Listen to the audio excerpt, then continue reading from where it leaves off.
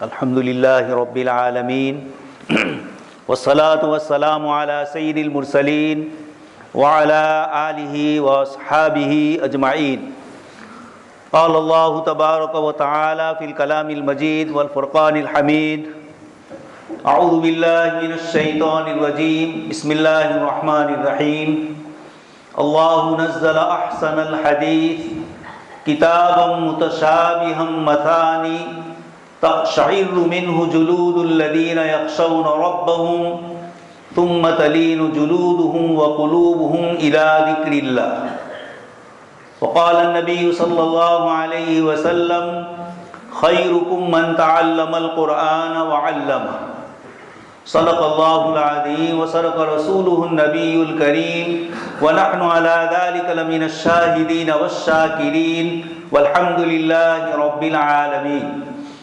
محترم و مکرم حضرات علماء کرام، حفاظ کرام اور ایمان والے بھائیوں، اللہ تبارک و تعالیٰ کا انتہائی شکر اور احسان ہے کہ آج ہم اللہ تبارک و تعالیٰ کے کلام پاک کی تکمیل اور اس کی آخری آیات سن کر کلام پاک کی تکمیل ہمارے عزیز طلبہ اعظام نے فرمائی. اللہ تبارک و تعالیٰ کا روئے زمین پر سب سے بڑا جو احسان ہے، الرحمن علم القرآن. زندگی دینے کے بعد اس کی شان رحمانیت یہ ہے کہ اس نے ہمیں علم القرآن، اس نے ہمیں قرآن کریم سکھلایا. آج ہمارے ان عزیز طلبہ نے ہمارے سامنے کلام پاک کے 30 پارے یاد کر کے آخری آیات کی تلاوت کی. دوستوں اور بزرگوں، کلام پاک کیا ہے؟ اللہ پاک نے خود اپنے پاک کلام کی مختلف آیتوں میں کلام پاک کی تعریف فرمائی.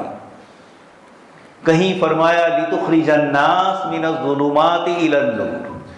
یہ کتاب ہم نے اس لیے نازل کی، کتاب انزلناہ الیک، تاکہ آپ لوگوں کو گمراہیوں سے، تاریکیوں سے، اندھیریوں سے نکال کر آپ روشنی کی طرف لے آئے. یہ جناب نبی اکرم صلی اللہ علیہ وسلم کو اللہ پاک نے ارشاد فرمایا، قد جاءتکم موعظۃ من ربکم وشفاء لما فی الصدور.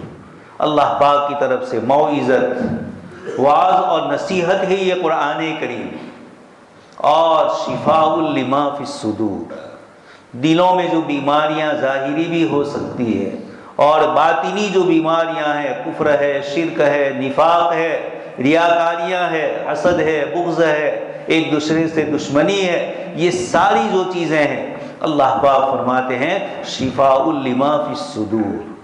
یہ قرآن کی برکت ہے، ساری یہ تمہاری بیماریوں سے ظاہر سے بھی اور باطن سے بھی اللہ پاک تمہیں شفا عطا فرمائے. اللہ پاک نے اس پاک کلام کے متعلق فرمایا لو انزلنا ھذا القرآن، کہ اس قرآن کریم کو اگر ہم پہاڑوں پر نازل کرتے لرأیتہ خاشعا متصدعا من خشیۃ اللہ، اللہ پاک کے خوف سے ریزہ ریزہ ہو جائے. یہ اللہ تبارک تعالیٰ کا پاک کلام ہے. حضرت قاری صاحب نے نماز میں قرات پڑھی، اس میں فرمایا لا یأتیہ الباطل من بین یدیہ ولا من خلفہ. باطل نہ اس کے آگے سے آ سکتا ہے نہ پیچھے سے آ سکتا ہے.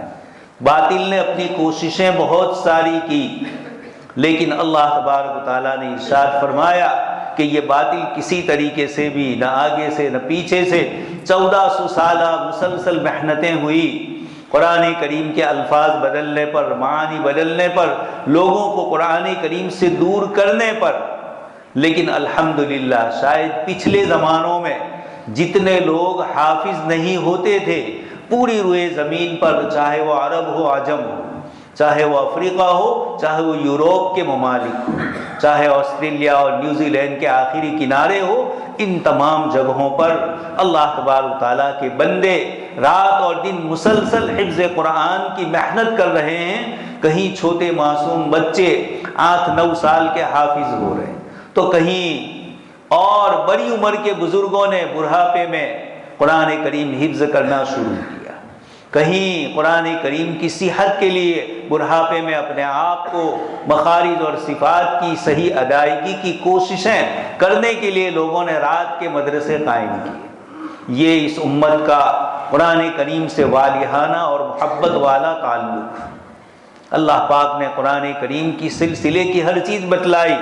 وَإِنَّهُ لَتَنزِيلُ رَبِّ الْعَالَمِينَ، یہ قرآن کریم رب العالمین کی طرف سے اترا ہے، کسی معمولی قوت اور طاقت والی ذات کی طرف سے نہیں، بلکہ ایسی ذات۔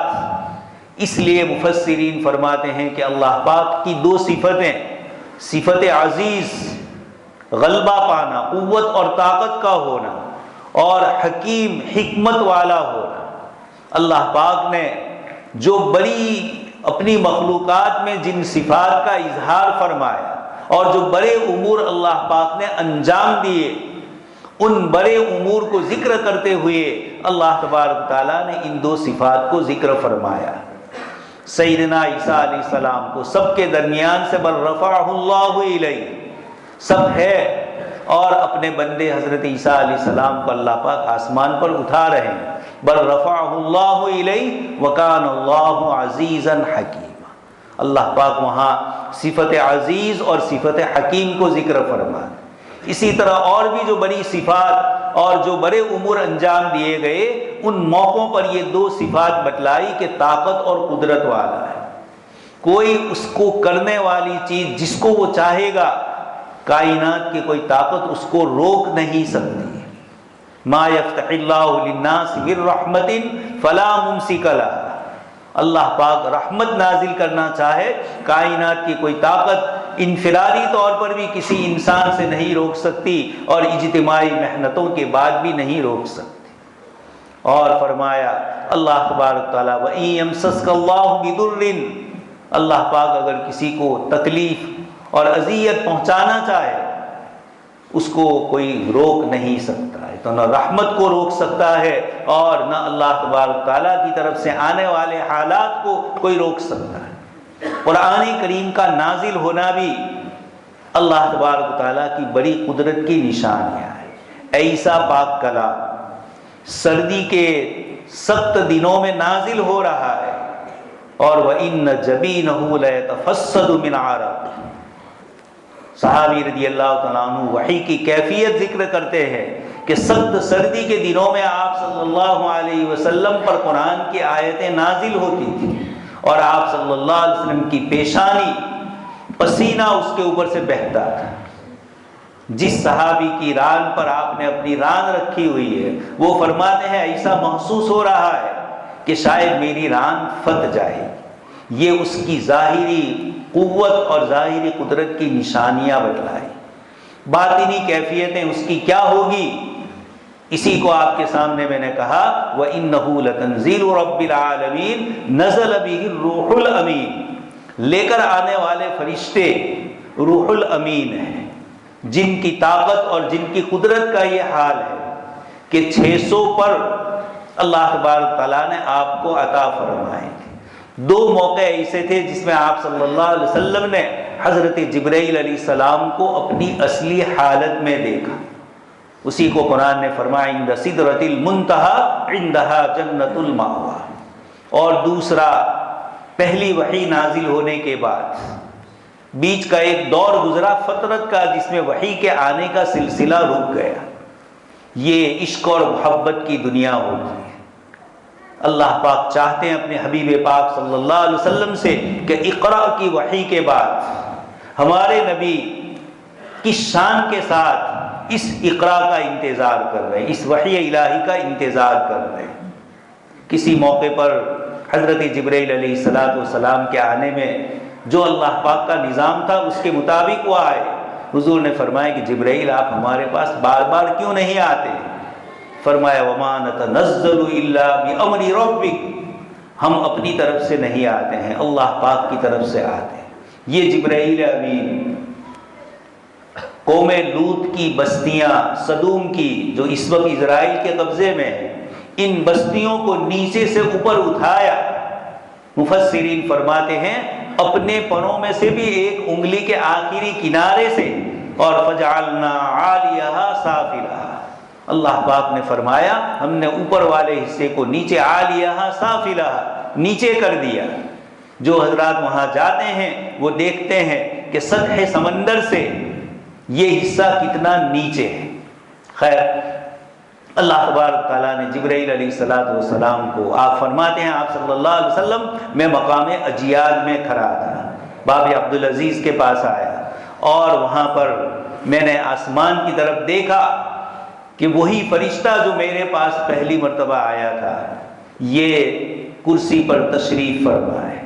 آپ صلی اللہ علیہ وسلم اس موقع پر بھی بے ہوش ہو گئے اور کچھ روایتوں میں دسترونی کے الفاظ اس وقت بھی استعمال ہوئے۔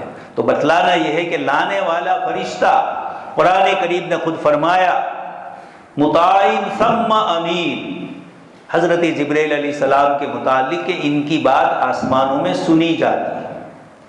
آپ سن چکے ہیں اللہ پاک سمائے دنیا پر جب کوئی فیصلہ کرنا چاہتے ہیں تو حضرت جبرائیل علیہ السلام سے فرماتے ہیں ایک کے بعد دوسرا، اور اس طرح ساتوں آسمانوں پر ندا دی جاتی ہے اور سب کے سب خضعاناً اللہ تبارک تعالیٰ کے لیے خاموش ہو جاتے ہیں۔ قالوا ماذا قال ربکم قالوا الحق، اللہ پاک کی سچی اور صحیح وحی اور حکم نازل ہوتا ہے۔ حضرت جبرائیل علیہ السلام کے لیے فرمایا جا رہا ہے کہ یہ مطاع ان کی سنی جاتی ہے، اور ثم امین وہاں پر آسمان میں وہ امانت دار ہے۔ دوسری آیت میں بھی اللہ تبارک تعالیٰ نے حضرت جبرائیل علیہ السلام کی تعریف فرمائی، یہ اشارہ کیا کہ بھیجنے والی ذات تنزیل من اللہ العزیز الحکیم، یہ قرآن نازل کردہ ہے اس ذات کی طرف سے جو عزیز ہے، کوئی رکاوٹ نہیں آ سکتی، اور حکیم ہے، کس وقت کون سی آیت اور کون سا حکم نازل کرنے کا یہ اس کی حکمت کا تقاضا ہوتا ہے۔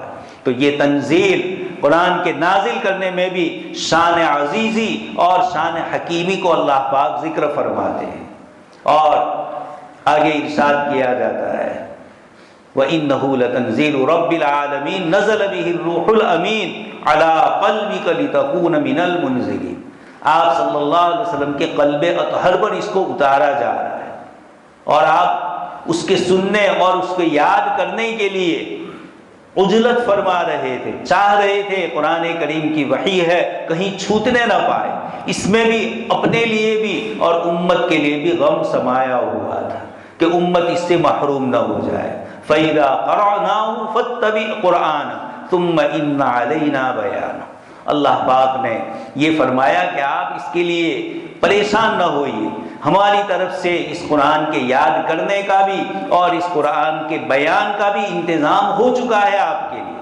اور رحمان علم القرآن، یہ اللہ پاک کی طرف سے رحمت تھی، رحمان کی شان رحمانیت تھی کہ آپ صلی اللہ علیہ وسلم کو بھی اطمینان دلا دیا اور امت کے لیے بھی اطمینان دلایا کہ جو ذمہ داری آپ کے ذمے ہم سونپنے والے ہیں اس میں کوئی کمی آپ کی طرف سے نہیں ہوگی، اور کوئی جلد بازی میں کوئی آیت رہ جائے نعوذ باللہ ایسا ہرگز نہیں ہوگا۔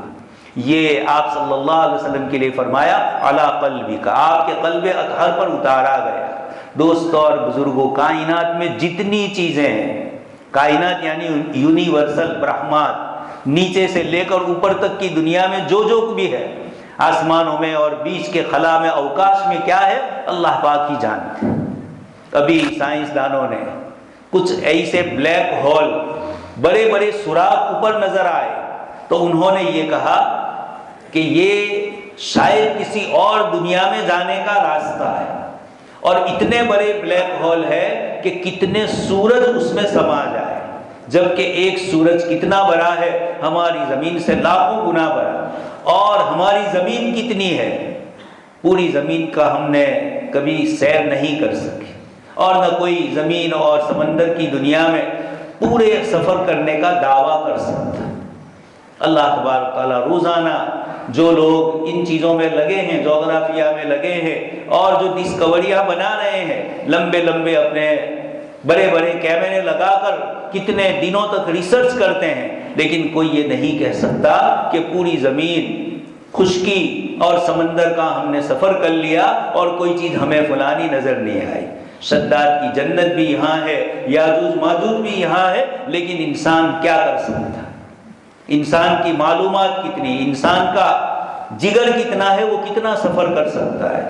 اللہ پاک فرماتے ہیں وفی انفسکم افلا تبصرون، آفاق سنوریہم آیاتنا فی الآفاق وفی انفسہم، تمہارے سر سے اوپر کی جو دنیا ہے، آسمانوں کی اور بیچ کے خلا کی جو دنیا ہے، اور جس میں یہ مختلف قسم کے سیارے اور ستارے لگے ہوئے ہیں، سورج ہے، چاند ہے، اور اس کے علاوہ دوسرے جتنے بھی ستاروں کے بڑے بڑے 6-7 کے تو نام لیے جاتے ہیں، لیکن لاکھوں کی تعداد میں یہ ستارے اللہ پاک نے لگائے ہیں۔ انا زینا السماء الدنیا بزینۃ الکواکب، یہ اللہ پاک نے اتنا بڑا آسمان بنایا۔ وہ خداوند قدوس فرماتے ہیں علی قلبک، آپ کے قلب اطہر پر ہم نے اس قرآن کریم کو نازل فرمایا۔ اس لیے قرآن کا تعلق صرف الفاظ کی تلاوت سے نہیں ہے، یہ کلام اللہ ہے، غیر مخلوق ہے۔ کائنات میں ساری چیزیں مخلوق، نبی بھی مخلوق اور فرشتے بھی مخلوق، عرش اور کرسی بھی مخلوق، لیکن قرآن کریم جس کی میں اور آپ تلاوت کرتے ہیں وہ تو الفاظ ہے، لیکن جس کی متلو، جس کی تلاوت کی جاتی ہے، یہ کلام ربانی ہے۔ حضرت امام احمد ابن حنبل رحمۃ اللہ علیہ نے اس کے لیے جو قربانی دی، وقت کا بادشاہ اور وہ بھی کتنا بڑا، جس کی حکومت ایشیا پر، افریقہ پر اور یوروپ کے حصوں پر، اتنی بڑی حکومت کا مالک ہارون رشید کا بیٹا مامون رشید، اس سے مقابلہ ہو رہا امام احمد بن حنبل رحمۃ اللہ علیہ کا۔ آپ نے فرمایا قرآن کریم سے کوئی دلیل لائیے، حدیث شریف سے کوئی دلیل لائیے جس سے یہ پتہ چلے کہ جس خداوند قدوس کے کلام کی ہم تلاوت کرتے ہیں اس کا وہ حصہ جس کا تعلق مطلوع سے ہے، کلام نفسی اللہ پاک کا کلام، اس کے مخلوق ہونے پر کوئی دلیل لائے۔ کوئی دلیل نہیں پیش کر سکے۔ اس زمانے کے عقل پرست معتزلہ تھے، بہت کوششیں کی لیکن کوئی جواب حضرت امام احمد کو وہ نہیں دے پائے۔ بالآخر آپ کو جیل میں ڈالا گیا۔ جب جواب بن نہیں پایا تو آپ کو روک دیا گیا سبق پڑھانے سے۔ یہ بھی ایک عجیب قصہ ہے۔ آپ بغداد میں ہے، آپ کو حدیث شریف کا سبق پڑھانے سے روکا گیا۔ انہی دنوں میں ایک صاحب اسپین سے، اندلس سے، یوروپ کے ملک سے علم حاصل کرنے کے لیے حضرت امام احمد بن حنبل رحمۃ اللہ علیہ کے پاس بغداد میں آتے ہیں۔ دنیا کا نقشہ دیکھیے، کہاں اسپین آیا اور کہاں بغداد، اور گفتگو ہو رہی ہے 1200-1300 سال پہلے، جب دنیا میں یہ فراوانیاں، یہ سہولتیں نہیں تھیں۔ اتنا لمبا سفر کر کے حضرت بقی بن مخلد بغداد آتے ہیں، علماء کرام کی مجلس میں پہنچتے ہیں، بڑے بڑے محدثین موجود ہیں، اور وہاں جا کر عرض کرتے ہیں کوئی مجھے امام احمد بن حنبل تک پہنچائے۔ علماء نے فرمایا کہ وہ روک دیے گئے ہیں اور وہ اپنے گھر میں نظر قید ہیں۔ ایسا بڑا امام یہ بقی ابن مخلد وہاں پہنچے اور کہا کہ حضرت میں تو آپ کے پاس علم حاصل کرنے کے لیے آیا، اسپین سے میرا سفر صرف حدیث شریف کے لیے ہے۔ حضرت امام احمد نے فرمایا میں روک دیا گیا ہوں حکومت کی طرف سے، میں تمہیں نہیں پڑھا سکتا۔ انہوں نے کہا کہ ایک کام تو آپ کر سکتے ہیں، میں ایک بھکاری اور فقیر کی شکل میں روزانہ آپ کے دروازے پر آؤں گا اور اللہ کے لیے دے دو کچھ، اس کی صدا لگاؤں گا، آپ مجھے کچھ دے دینا اور وہیں بیٹھ کر ایک حدیث 2 حدیثیں مجھے سنا دینا۔ حضرت امام احمد بن حنبل رحمۃ اللہ علیہ جتنی مدت بقی کے آنے کے بعد سے جیل میں رہے، روزانہ نظر بند رہے، روزانہ اس طریقے سے آپ نے سنایا۔ اس سے پہلے آپ کو جیل میں ڈالا گیا، بڑے کوروں سے آپ کو مامون رشید تو خیر انتقال کر گیا، لیکن اس کے بھائی معتصم باللہ، پھر اس کے بھائی واسق باللہ، دونوں نے بھی آپ کے اوپر ظلم کیا۔ واسق باللہ آخر میں سمجھ گیا، اور پھر اس کے بعد اس کا چھوٹا بھائی متوکل علی اللہ آیا، اس نے پھر امام احمد رحمۃ اللہ علیہ کو رہائی نصیب فرمائی، اور جن جن لوگوں نے ستایا تھا کہا کہ ان سے بدلہ لیا جائے۔ امام احمد نے فرمایا ان سب کو میں نے اللہ کے لیے معاف کر دیا۔ ایسا بڑا امام، مقابلہ ہو رہا ہے اور وہ لوگ کہہ رہے ہیں کہ قرآن نعوذ باللہ مخلوق ہے، امام احمد فرماتے ہیں القرآن کلام اللہ۔ تو دوستو اور بزرگوں، اللہ کے رسول صلی اللہ علیہ وسلم کا سینہ معراج میں لے جایا گیا، اس وقت بھی دھویا گیا، اس سے پہلے بھی ایک واقعہ شق صدر کا ہوا اور اس وقت بھی صاف کیا۔ یہ تو اللہ کے نبی صلی اللہ علیہ وسلم کی رؤیت الہی اور قرآن کریم کی برکت والا سینہ ہے، لیکن اللہ پاک نے فضل فرمایا، یہ ہمارے حفاظ نے اپنے سینے میں قرآن کریم کو یاد کیا۔ اب اس کے بعد والا مرحلہ ہے اس کو محفوظ کرنے کا۔ حافظ بننا فرض نہیں ہے، لیکن ہو چکے ہیں اس قرآن کی حفاظت کرنے کی کوشش کرنا۔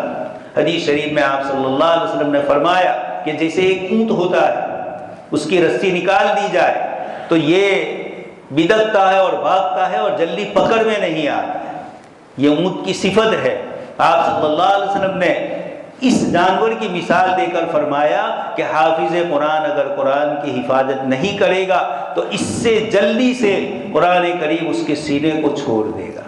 اس لیے جو حضرات حافظ ہوئے ہیں اللہ تبارک و تعالیٰ ان کے اس حفظ کو قبول فرمائے۔ پہلی نعمت تو اللہ پاک نے دی، یتلو علیہم آیاتہ۔ آپ صلی اللہ علیہ وسلم کو بھیجنے کے 4 مقصد اللہ پاک نے قرآن کریم میں ذکر فرمائے۔ اس میں سب سے پہلا ہے یتلو علیہم آیاتہ، آپ صلی اللہ علیہ وسلم اللہ پاک کی آیتوں کی تلاوت کرتے۔ آپ نے خود تلاوت فرمائی اور صحابہ سے تلاوت سنی۔ اللہ صحابی فرماتے کہ کیا اللہ پاک نے میری قرات سننے کا آپ کو حکم دیا، میرا نام لے کر کہا؟ حضور نے فرمایا جی ہاں، تمہارا نام لے کر اللہ پاک نے مجھے قرآن سننے کا حکم دیا۔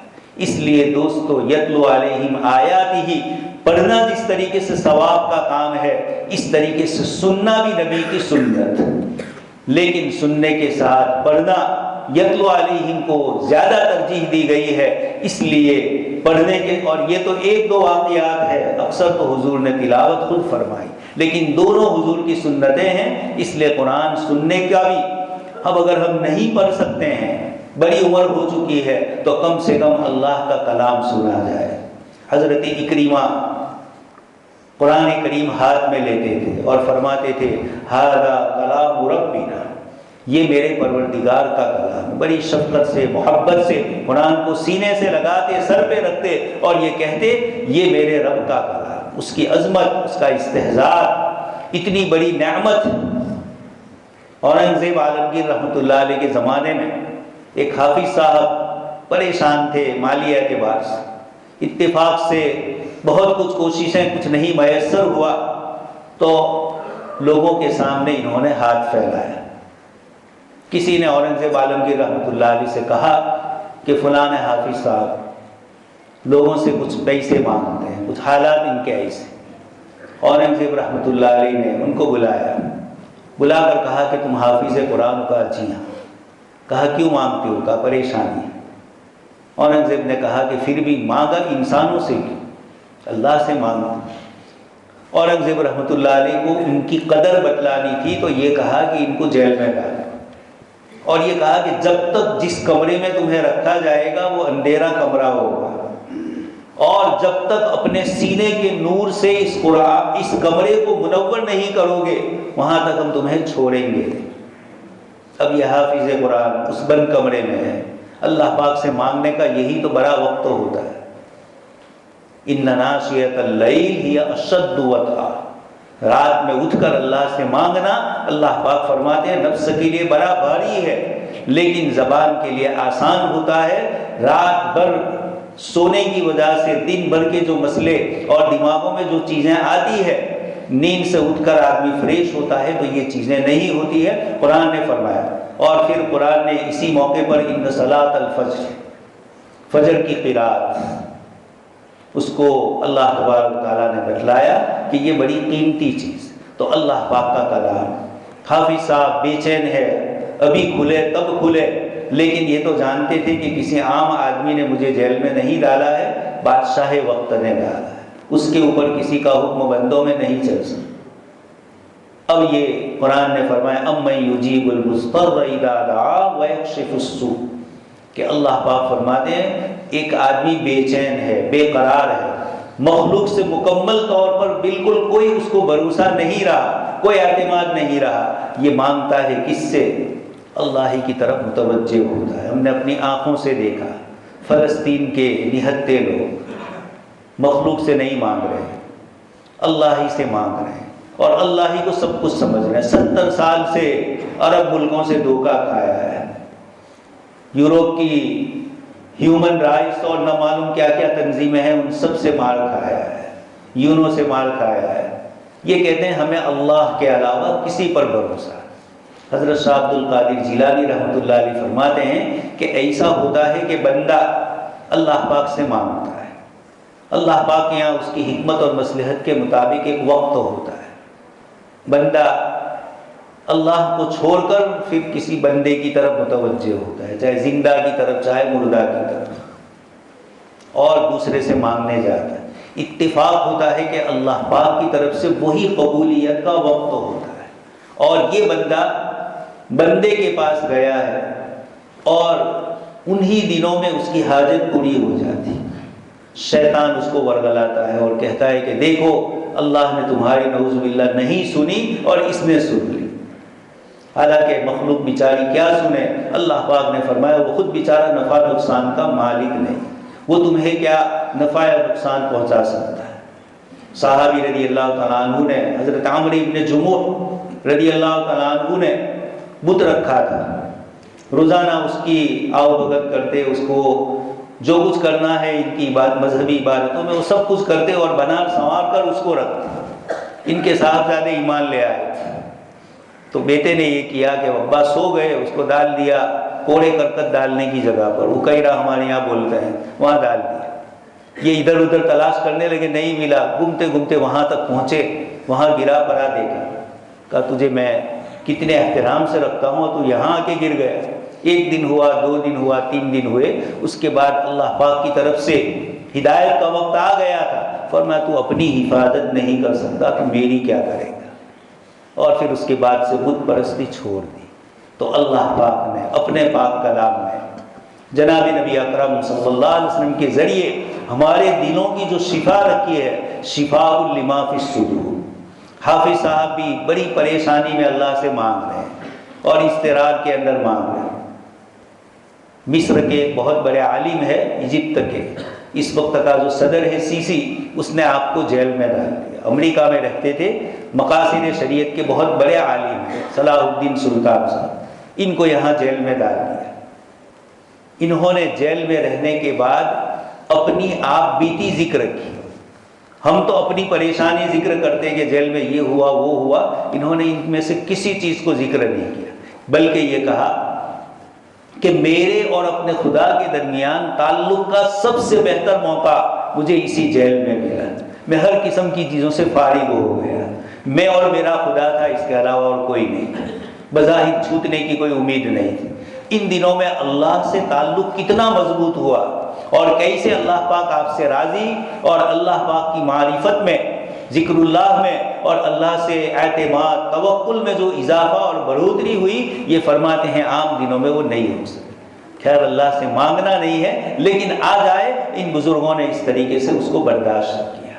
تو حافظ صاحب بڑے پریشان ہیں، اللہ پاک سے گر گرا کر رو رو کر مانگا، اللہ تبارک تعالیٰ کی طرف سے وقت آ چکا تھا۔ اچانک سینے سے ایک نور نکلا، اورنگزیب نے دروازے پر ہی آدمی کھڑے رکھے تھے کہ جیسے اندر سے روشنی نمودار ہو نکلے، فوراً دروازہ کھول دیا۔ بلایا گیا بادشاہ وقت کو، بادشاہ نے ان کو بلایا، بٹھایا اور پھر یہ کہا کہ میں نے آپ کو جیل میں اس لیے نہیں ڈالا تھا کہ آپ کو تکلیف تھی، لیکن آپ کو اپنی قدر بتلانا چاہتا تھا کہ آپ کے سینے میں اللہ پاک نے جو قرآن رکھا ہے، جو نور ہے، کیسا نور اللہ پاک نے بار بار قرآن کریم کی آیتوں میں اس نور کی طرف اشارہ فرمایا، والذین آمنوا بہ وعزروہ ونصروہ واتبعوا النور الذی انزل معہ اولئک هم المفلحون۔ اللہ پاک فرماتے ہیں کہ نبی کی پیروی، نبی کا اکرام، آپ صلی اللہ علیہ وسلم سے محبت، والہانہ تعلق، عشق اور وارفتگی، یہ سب تو ہو ہی، لیکن اس کے ساتھ ساتھ والذین آمنوا بہ وعزروہ ونصروہ واتبعوا النور الذی انزل معہ، اور وہ پیروی کرے اس نور کی جو جناب نبی اکرم صلی اللہ علیہ وسلم کے ذریعے اور آپ کے ساتھ اللہ اللہ پاک نے نازل فرمایا، اس سے مراد قرآن کریم ہے۔ تو یہ قرآن کریم کا نور اندر سے نمایاں ہوا اور فوراً بادشاہ نے ان کو رہا کر دیا اور بتلایا کہ تمہاری کیا قدر اللہ پاک کے یہاں۔ اسی کو فارسی کا شاعر کہتا ہے، برخود نظر بے کشاز تہی دامنی مرنج کہ در سینہ تو ماہ تمامی نہادان۔ یہ کہتے ہیں برخود نظر بے کشا، اپنے سر سے لے کر پیر تک اپنے جسم کی طرف نظر کر، برخود نظر بے کشا زے تہی دامنی مرنج، اور تیرے پاس دنیا نہیں ہے، دنیا کی کر و فر اور دنیا کی فراوانیاں، راحتیں، آرام اور تعیش کے نقشے نہیں ہیں۔ تو برخود نظر بے کشا زے تہی دامنی مرنج۔ میں حافظ قرآن ہونے والے ان طلبہ ہی کو یہ شعر سنانا چاہتا ہوں، در سینہ تو ماہ تمامی نہادا۔ شاعر کہتا ہے اللہ پاک نے تیرے سینے میں 14ویں کا چاند رکھا ہے قرآن کریم کی شکل میں، بلکہ چاند تو ایک حصی اور مانوی اور سورج سے روشنی لینے والی مخلوق، اصل روشنی سورج کی ہے اور سورج کی روشنی اللہ پاک کی طرف سے عطا کی ہوئی۔ تو در سینہ تو ماہ تمامی نہادا، اللہ پاک نے ہم پر فضل فرمایا۔ ہم عجمی لوگ، ہماری زبانیں گندی، لیکن اللہ پاک فرماتے ہیں وَلَقَدْ يَسَّرْنَا الْقُرْآنَ لِلذِّكْرِ فَهَلْ مِن مُدَّكِرٍ، ہم نے تمہارے لیے قرآن کریم کو آسان کر دیا، بس ہے کوئی نصیحت حاصل کرنے والا، اس کے الفاظ کو آسان کیا، اس کے مخارج اور اس کی صفات کو آسان کیا۔ ہمارے طلبہ پڑھ رہے ہیں بلسان عربی مبین، خالص عربی لہجے میں، خالص عربی عبارتوں کے ساتھ، خالص عربی ادائیگیوں کے ساتھ۔ یہ اللہ پاک کا فضل اور احسان ہے، بستی پر اللہ تبارک تعالیٰ کی طرف سے فضل اور رحم اور کرم نازل ہوتا ہے۔ حضرت مولانا ابرار صاحب دلیوی رحمۃ اللہ علیہ سادات میں سے ہے، حضرت مولانا سید عبد الرحیم لاجپوری رحمۃ اللہ علیہ کے داماد ہے۔ فلاح دارین ترکیسر میں ہم لوگوں کو حدیث شریف اور تفسیر کی کتابیں پڑھاتے تھے۔ مولانا مثال دے کر راندیر والوں کو بھی کہتے تھے اور ترکیسر والوں کو بھی کہتے تھے کہ تمہارے گھروں میں سردی کے دنوں میں کشمیر میں برف باری ہوتی ہے اور اس کی ٹھنڈک کا اثر یہاں گجرات تک ہوتا ہے۔ ایک حصی اور آنکھوں سے نظر آنے والی ٹھنڈی والی چیز، محسوس ہونے والی ایسی چیز کشمیر میں ہو رہی ہے اور اس کا اثر گجرات تک آ رہا ہے۔ حضرت مولانا فرماتے تھے کہ یہ طلبہ عزیز جو آپ کے گاؤں کی مسجد یا مدرسے میں رات کو قرآن کریم کی تلاوت کرتے ہیں، دن کو صبح میں اٹھ کر قرآن کریم کی تلاوت کرتے ہیں، تو جس طریقے سے اس سردی کا اثر یہاں تک ہوتا ہے، آیا اس قرآن کریم کی رحمت کا، برکت کا، اللہ پاک کی طرف سے شفائے صدور جو ہے، اس کا اثر نہیں ہوگا آپ کے گاؤں میں؟ بہت ساری مصیبتیں، پریشانیاں یہاں سے تلتی ہوگی ان معصوم بچوں کے قرآن پڑھنے کی بنیاد۔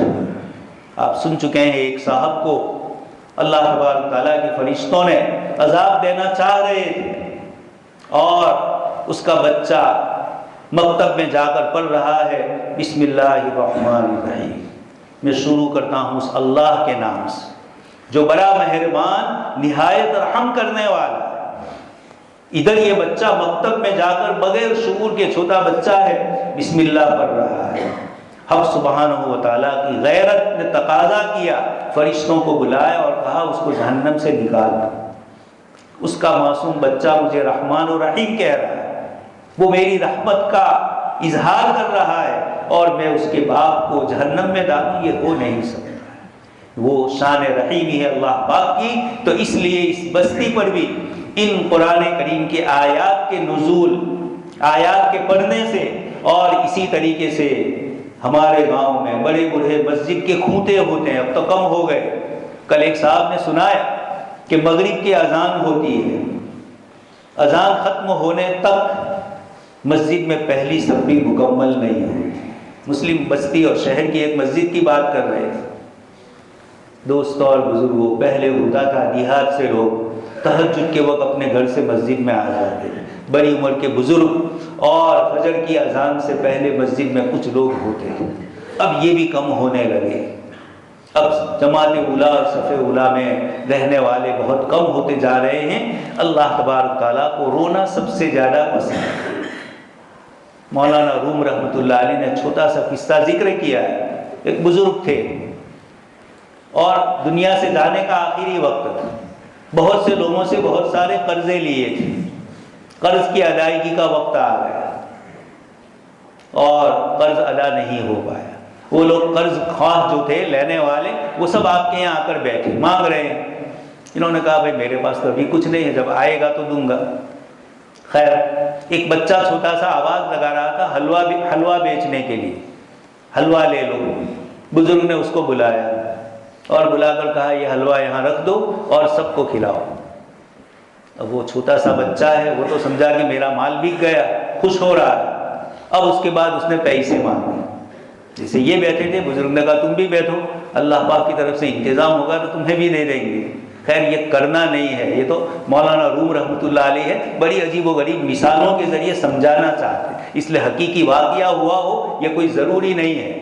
ہمارے جو فارسی کے شعراء ہے، شیخ سعدی ہے، مولانا روم ہے، اس طرح کے جو حضرات ہیں، یہ سمجھانے کے لیے لوگوں کو عجیب و غریب قسم کی مثالیں، تشبیہات اور واقعات کو کے انداز میں اس کو ذکر کرتے ہیں۔ تو اب یہ سب بیٹھے ہوئے ہیں بڑی عمر کے، چھوٹا سا بچہ ہے، اس نے کہا یہ تو میرا حلوہ نہیں تھا، میں تو کسی کے یہاں مزدوری کرتا ہوں، آقا نے مجھے بیچنے کے لیے بھیجا ہے، اب تو مجھے وہاں جا کر پیسے ادا کرنا ہے، مجھے میرے پیسے لاؤ، میں وہاں جا کر کیا جواب دوں۔ بزرگ خاموش بیٹھے رہے۔ اب یہ بچہ ہے، وقت گزرتا جا رہا ہے اور اس کو بے چینی ہو گئی، اب وہ رونے لگا۔ جیسے ہی رونا اس نے شروع کیا، اللہ پاک کی طرف سے کسی نے قرض کی ادائیگی کا انتظام کر دیا۔ کوئی صاحب آئے اور انہوں نے بزرگ کی خدمت میں ہدیہ دے دیا۔ مولانا روم فرماتے ہیں کہ جب تک یہ بچے کا رونا نہیں ہوا وہاں تک رحمت الہی نہیں آئی۔ بندے کے رونے کو اللہ پاک پسند فرماتے ہیں، اس لیے تب تم جب رو کر اللہ سے مانگو، وہ ایسی رحیم اور کریم ذات ہے۔ ابراہیم علیہ السلام مہمان کے بغیر کھاتے نہیں تھے۔ ایک مرتبہ کوئی مہمان نظر نہیں آیا تو باہر نکلے اور عام راستے پر جہاں سے لوگ جاتے آتے تھے وہاں گئے، دور سے ایک صاحب نظر آئے، گھر پہ لے آئے، کھانے کے لیے وہ بیٹھا اور وہ پارسی جیسے عقیدے، مجوسی عقیدے والا تھا، اس نے اپنے بت کا نام لیا۔ ابراہیم علیہ السلام نے کہا میرے دسترخوان پر کھا رہے ہو اور اللہ کے علاوہ دوسروں کا نام ہے، اٹھ جاؤ یہاں سے۔ ابراہیم خلیل اللہ، ابراہیم الذی وفا، سب سے بڑے توحید والے۔ تو ابراہیم علیہ، یہ شیخ سعدی رحمۃ اللہ علیہ نے لکھا ہے، تو ابراہیم علیہ السلام کا وہ مہمان، اس زمانے کے لوگ بھی ایسے ہی ہوتے تھے، چلا گیا۔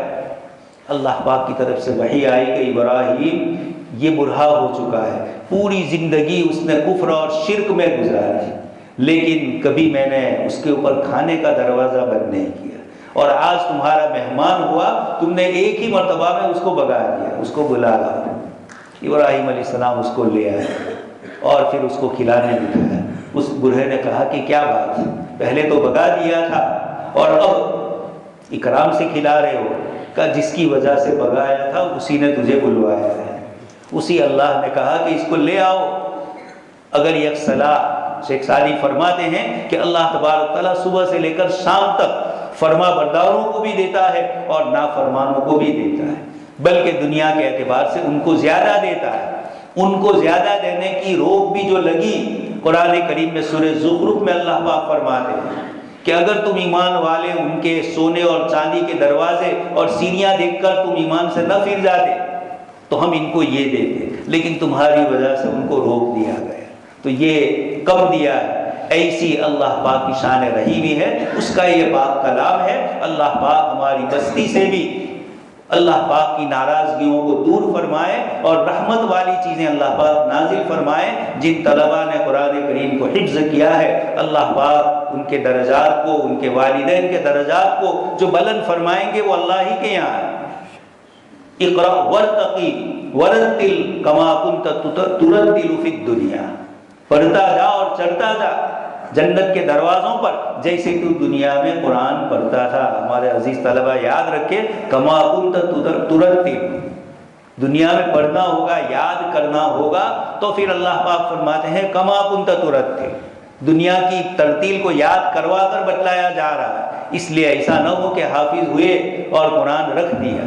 سب سے بہتر طریقہ نوافل میں قرآن کو پڑھنے کا ہے۔ 2 رکعت نفل کی نیت مان لے آپ اور پاؤ سپارہ کم سے کم پڑھ لیں، تو آدھا سپارہ 2 رکعت میں ہوگا، 2 مہینے میں قرآن پورا ہوگا، لیکن یہ مسلسل رہے گا۔ چھوٹا حافظ قرآن ہے، 5-7 منٹ میں پاؤ پارا پڑھ لیں گے آپ، تو یہ اللہ تبارک و تعالیٰ کا کلام ہے۔ اللہ پاک کا شکر اور احسان ہے کہ بستی میں اللہ کے کلام کے ساتھ محبت اور عشق باقی ہے۔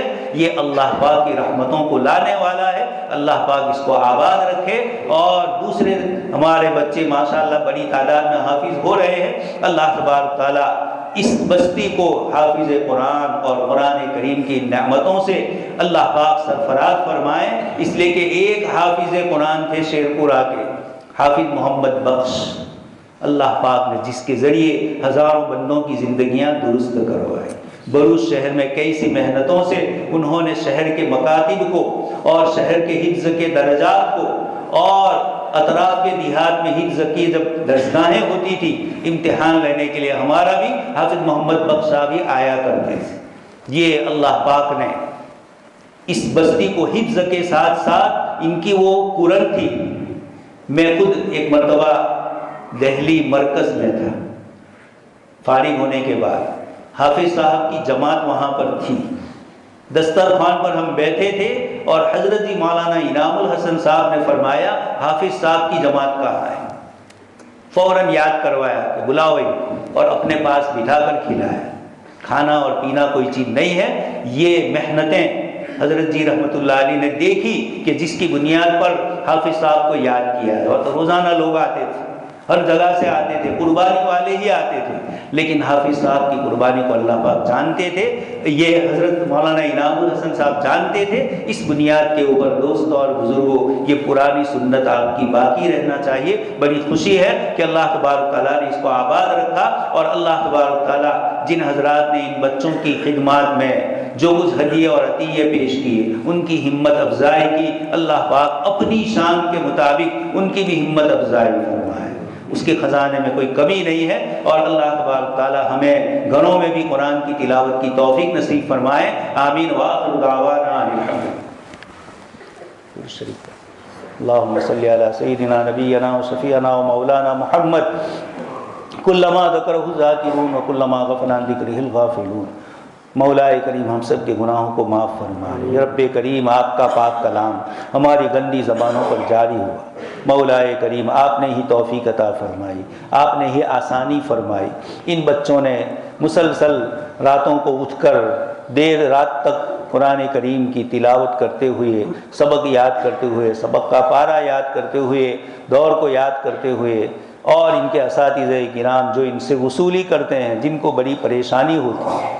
اسکول اور مدرسے کے نظام میں اساتذہ کو دور سننے کے لیے اپنے اوقات کو قربان کرنا پڑتا ہے۔ مولا کریم ان بچوں کو بھی اپنے کھانے پینے کے اوقات میں انہوں نے آگے پیچھے کیا، اپنے کھیل کود کے اوقات کو بھی قربان کیا، اور اللہ پاک آپ کے پاک کلام کے حفظ میں یہ مشغول ہوئے۔ مولا آپ اپنی طرف سے ان کو بہترین بدلہ عطا فرمائے۔ بدلہ یہی ہے، آپ ان کو اس پاک قرآن کے معانی اور مطلب اور آپ کے مقاصد سمجھنے کی توفیق نصیب فرمائے۔ مولا کریم الفاظ تک ان کی رسائی تھی، معانی تک پہنچانا اے رب کریم آپ کے اختیار میں ہے۔ اے مولا کریم تو ان کو قبول فرما لے، پسند فرما لے۔ جو جو بچے حافظ ہو رہے ہیں، جو حافظ ہو چکے ہیں، اور جن کے حافظ ہونے کی تمنائیں ہیں، رب کریم ان کے ماں باپ نے قربانیاں دی، والدہ نے جلدی اٹھ کر ان کے لیے کھانا پکایا، رات کو دیر سے آ کر ان کا انتظار کیا۔ مولا کریم ان تمام آدمیوں کی محنتوں کو آپ قبول فرمائے۔ آپ کی محبت، آپ کے پاک کلام کی محبت اور آپ کے حبیب پاک صلی اللہ علیہ وسلم کی محبت نے یہ چیزیں ان کے لیے آسان کر دی۔ مولا ہم سب کے لیے تو آسانی فرما۔ اللہم الطف بی فی تیسیر کل عسیر فإن تیسیر کل عسیر علیک یسیر فإن تیسیر کل عسیر علیک یسیر۔ اے مولا کریم کوئی چیز آپ کے لیے مشکل نہیں ہے، مولا کریم امت کے حال پر رحم فرما، بیماروں کو شفا عطا فرمائیے، قرض خواہوں کی قرض کی ادائیگی کی شکلیں پیدا فرما، جن کے بچے بچیوں کی شادیاں نہیں ہو رہی ہے، پریشانیاں ہیں یا مختلف قسم کے مسائل میں لوگ الجھے ہوئے ہیں، اے رب کریم اپنے پاک کلام کی برکت سے ان کی پریشانیوں کو دور فرما دے۔ مولا امت ظاہری بھی پریشان ہے، باطنی اعتبار سے بھی پریشان ہے، عبادات کی کمزوری اور آپ کے پاس مانگنے کی کمزوریاں بھی شامل ہے۔ مولا کریم ہمیں اپنی طرف متوجہ فرما۔ لا ملجا ولا منج منک الا الیک، آمنت بکتابک الذی انزلت وبنبیک الذی ارسلت۔ مولا کریم ان حافظ ہونے والے بچوں کے ساتھ ہمارے دوسرے جو بچے حافظ ہو رہے ہیں، جو تمنا رکھ رہے ہیں، مولا سب کی جائز حاجتیں اور سب کی ان تمناؤں کو پوری فرما۔ مولا کریم بستی کے اوپر رحمت کے خصوصی بادل منڈلا جائے اور خصوصی طور پر رحمتیں نازل فرمائے۔ آپ کا بندہ جس نے دین کو پہنچانے کے لیے دنیا کے مختلف علاقوں کا سفر کیا، رب کریم اسی بستی میں آپ اپنے پاک کلام کو اور مزید لوگ یاد کریں، اس کے ساتھ محبت رکھیں، اس سے تعلق رکھیں، اس کی توفیق نصیب فرمائے۔ مولا کریم ہم سب کے گناہوں کو معاف فرما دیجیے۔ اے رب کریم آپ کا جو بندہ جس نیت سے یہاں اپنی ضرورت کے لیے آیا ہے، مولا ابن ماجہ کی روایت آپ کے حبیب پاک صلی اللہ علیہ وسلم کا جملہ ہے، اہل القرآن اہل اللہ و خاصتہ، قرآن پڑھنے والے، قرآن سے محبت کرنے والے، یہ اللہ کے اہل القرآن اہل اللہ، یہ اللہ کے ہیں اور اللہ کے خصوصی بندے ہیں۔ اے رب کریم تو ہمارا شمار بھی اہل قرآن اور اہل خاصہ میں سے فرما دے۔ اللہم انا نسألک من خیر ما سألک منہ نبیک و حبیبک محمد صلی اللہ علیہ وسلم ونعوذ بک من شر ما استعاذک منہ نبیک و حبیبک محمد صلی اللہ علیہ وسلم، انت المستعان علیک البلاغ لا حول ولا قوة، سبحان ربک رب العزة عما یصفون وسلام علی المرسلین والحمد للہ۔